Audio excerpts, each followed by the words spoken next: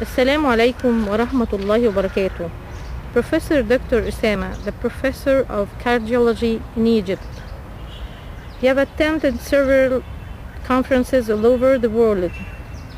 So let me ask you, what are the positive issues about the Western civilization and what are the negative ones? Oh, thank you. In the name of Allah, the most gracious, the most merciful, having the chance of going all over the world, meeting scientists, surely gives you the chance of having some judgment on the civilization that you're dealing with. I've presented several papers all over the world, several papers published in peer-reviewed journals, and met several scientists all over the world in my branch, which is cardiology. And what I think about the main issue that you have raised now, that is to say, the Western civilization positive issues. I think that the main thing is the logic thinking. By logic thinking, the Western civilization has gained its success and leading the cutting edge of the research all over the world, whether American or European.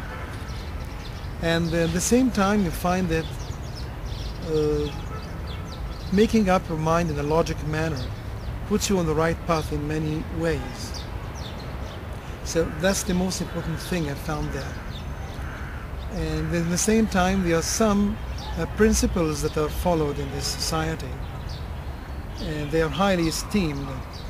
For example, self-esteeming and freedom with some reservations.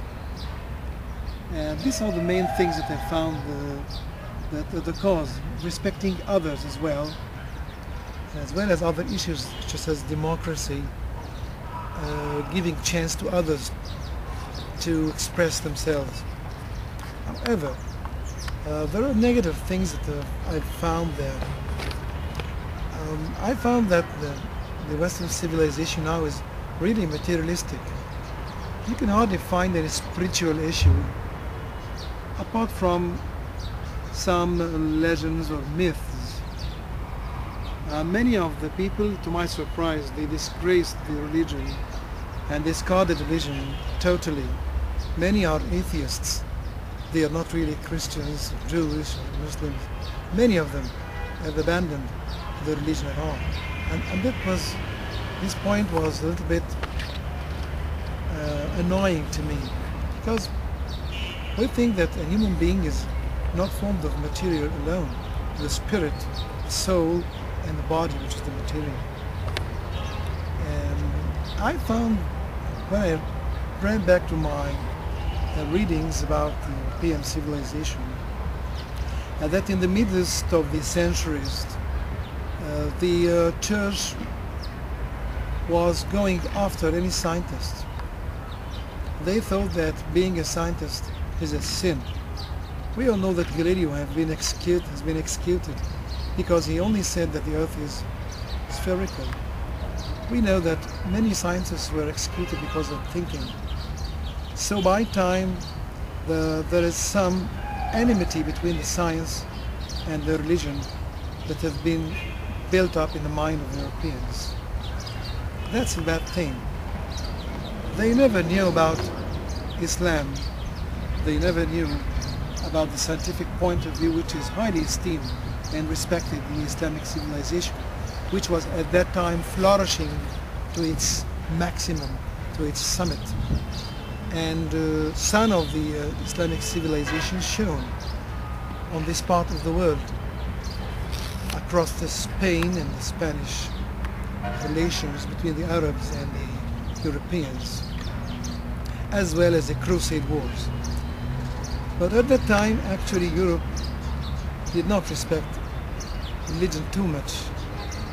There was a fight between the science and religion, a false way of fighting that resulted finally in discarding the religion as a way of living. And the secularism was adopted. That's to say, you live by whatever method you live, highly esteeming the materialistic life, and the spiritual life will be left alone. Put the religion aside so that we can enjoy our life. That's what they thought. On the other side of the world, the Muslims had an enjoying their life in a respectable way. At the same time, they were highly esteemed science that flourished civilization at that time without any contradiction. So when we reached the 17th and the 18th century, it was clear that the church was selling for not the successful bargain. They actually wanted, they lost the battle against science, because we found that scientists all over that part of the world, they now, at that time, they had success in bringing new ideas, new theories, new facts that were contradictory to what the church told them. And so it was clear that they had to put the religion aside, Christianity I mean, and they live their life as much as they can, enjoy materialistic life. And this was the beginning of a bad era that we are now suffering from.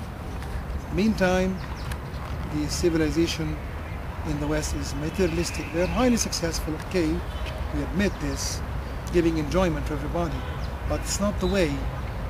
We ended in the Second and the First War, killing millions of people. First war, 16 million, Second war, around 45 million people, killed only because of fight, materialistic fight. The colonization and starting to dominate the world, both by politics and military aspects. So we are suffering now from materialistic civilization. Many commit suicide because they don't know why they live. They don't know where are they going. In Islam, this was answered clearly. You're going to be asked in the hereafter. You have to prepare yourself to be asked by God. And therefore you have to obey Him, obey the principles, the rules of this religion. Quite a big difference exists between the two civilizations in this aspect. I think that we have to compromise to each other, with each other, thinking about a human being as not only as a body that you have to fulfill its needs, and that's all. And then we die and we return to the earth and the sorry hands. No. Islam thinks in another way. You have this resurrection. You're going to be once more a human being that we asked about your deeds that you did in this small, short life. And the life will be endless in the hereafter, whether in paradise or in hell. So this concept clearly changes what you think. We have to think once more. Instead of the easiest solution is being an atheist, discard everything. The more difficult thing is you follow your logic, go to the true path, and think why we have been created, who has created us, and what we want, what He wants from us. This is the Islam where giving you